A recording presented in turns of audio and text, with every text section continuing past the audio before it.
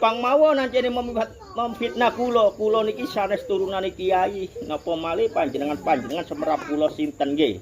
Tapi napa sing kula ucap niki napa tiyang niku saged boten saged bertahun-tahun ngaos. Mun ngaos tok jamaahe dibudui, dikengken bayar.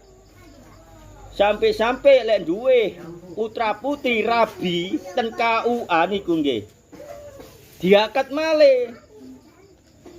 Mergo diakoni murite, diakoni santrine, kenyataane niku digoroi. Pak Mudin niku ten KUA. Pendidikane pun tinggi, nggadahi titel, turunane nggih ulama. Pun diakatan mriku nggih sah secara hukum negara, secara hukum agama. Tapi diakat malih ten kula.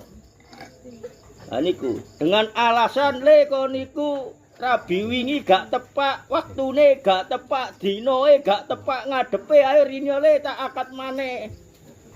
Otomatis bayar ten kula.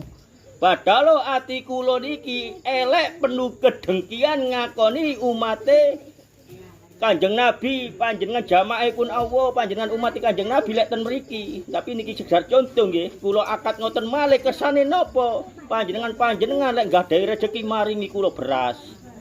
Ngirimi asal yatra maringi kula. Nggih terutama nggih ngenak-ngenakaken anak-anak kula niku. Alhamdulillah kula mboten gadah anak, wong mboten gadah bojo nggih. Lah niku atas-atas panjenengan lek enten ngaos tata cara ngene sampeyan tinggal nyengkre. Sampeyan lakon iki mbok ten griyane panjenengan. Lah niku nggih atas-atas panjenengan. Mongko meniki wau kula sanjangaken sesungguhnya ilmu Allah ilmu pun yang melalui Kanjeng Nabi Muhammad sallallahu alaihi wasallam. Mugi-mugi panjenengan putra-putri pun panjenengan manfaat enten dalane ajaranipun Kanjeng Nabi Muhammad sallallahu alaihi wasallam. Melalui Kanjeng Nabi Muhammad sallallahu alaihi wasallam menika mung selawat mawon mangke panjenengan diparingi semerap piyambak dhateng Allah senajan ten lebete kuburan. Termasuk keluarga-keluargaipun panjenengan kiyambak sampeyan bersolawat ten Kanjeng Nabi mangke panjenengan ditekani dhateng ahli kubur. Nggih, kados-kados panjenengan sakniki-niki sampeyan termiki nggada istiqomah niki alhamdulillah. Kula mboten kenal dhateng ahli-ahli kubure panjenengan, tapi kula diparingi semerap krana panjenengan ten mriki. Akhire kula semerap.